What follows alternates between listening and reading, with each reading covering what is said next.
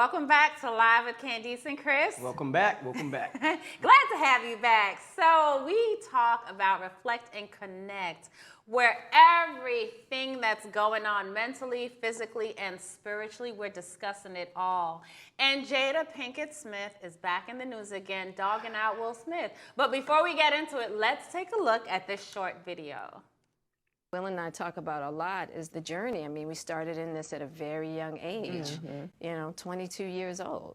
It's crazy. That's why the accountability part really hit for me, because I think you expect your partner to know, especially when it comes to sex. Right.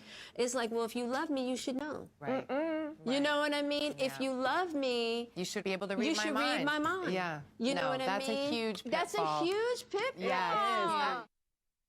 Oh, boy. Oh, Jesus What can Christ. you say? So this was a sit-down that Jada did with Gwyneth Paltrow, where she discussed her sex life with Will, but not in so many words. It was a subliminal, but we knew who she was talking about. This doesn't come not too far after she sat down with Will and had a discussion with the entire world about the affair that she had with singer August, which is deplorable, it's disgusting, because in the interview, she didn't even seem sorry. Like, I feel so bad for Will. Like, this is definitely a form of domestic abuse. This is emotional, mental. I'm free Will. Ken, Free you already will. know I'm about to choose violence. You already know. will. If the shoe was on the other foot and Will Smith had slept with one of Willow's friends or was publicly humiliating Jada like this, he would have been canceled months ago. I feel like his movies would have got pulled and everything. So I feel like Jada's double getting a lot of standard. passes, and I think we're witnessing a man be emotionally abused publicly. Like, you know, it's already bad enough to have your wife have an affair on you, but then to like sleep with one of your sons, homeboys, like, Yeah. Yeah. you know what I mean? It's How much of a disgusting. gut punch can you take? It's really gross because it seems like when she started with Red Table Talk, I was one of those people that was like, okay, these conversations are good. These conversations are good. They're edifying.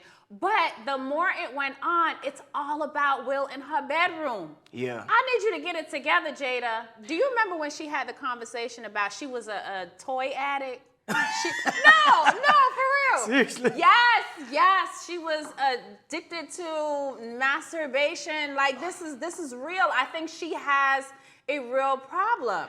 Jada comes across in this relationship, only speaking in this relationship, she comes across as a little toxic. A little toxic? Or a lot of toxic. A lot. A lot of toxic. lot. And I feel like a lot of the stuff that she's talking to the world about at the Red Table Talk, she should be talking to her therapist about.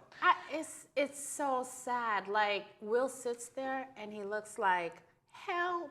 And people are making memes about it and making and fun, it's and not- it's really sad. It's not funny. It's definitely, it's not funny, because if you have that much issue with your sex life in your bedroom, first of all, keep it in your bedroom. Don't emasculate your man. Talk to your girlfriends about that. The problem is in the bedroom. Keep it there. Yeah. You know, you have to communicate as a couple. You have to talk to one another. People right now, they say that 40% of marriages, okay, they're not having sexual intercourse. Miss says sex is important in marriage. Let me say it again. It is important. But if you're not fulfilled, what do you do? What do you do? Well, first you have to communicate with your partner. That's the biggest thing, and not the world, Jada. You got to communicate with your Yeah. partner. So according to thecut.com, Emily Morse, who is a sex psychologist, gave a few tips for couples who have been together a long time. So here are a few tips, you guys. You can schedule sex. Now, I understand that people have... No, seriously, like if y'all have busy schedules, hectic work schedules, Nah, kids, etc., But okay. she's saying that scheduling sex may help improve the sex life. You don't agree with that, Candice? So 2 p.m. on Saturday, we're going to have sex. How sexy is that? I mean, How sexy is that? No, but I understand. It's a professional... it's sexier than not having sex. Yeah, I guess so. I- What else you say? Okay. Here's a good one. Watch porn together. How about that? Okay, I have a problem with that. Why? I've never been able to do that. You don't like porn? I don't know if I don't like it. Some of it is scary. Well, some of it get a little out of control. It's but like I mean, you gotta be a contortionist. Watch porn together, people. That's a good way to spice it up, keep you guys engaged. Here's another one. Never stop sharing your desires. Whatever you want to try, whether it's something new, speak to your partner. And if your partner comes to you and tell you something they want to try, you got to be open-minded to it. Don't judge them. You say, oh, that's a little too freaky.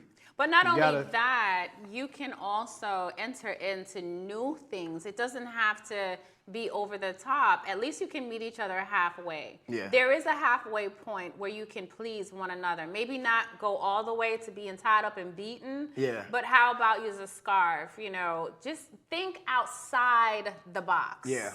And here's a quote from Emily Moore. She says, as time goes on, you have to understand that passion will fade. Expect it and expect to work it out if you want to keep things hot. When you feel the fire starting to burn out, take control and communicate with your partner. So, long story short, you got to talk about it. You can't let it go on festering and then frustration builds up and that spills over into other areas of the relationship. You got to be openly communicating with your partner about sex. Not only that, don't please stop using sex as a weapon, especially in marriages, especially in relationships. It is not a weapon. It was made to enjoy. It was made to conceive.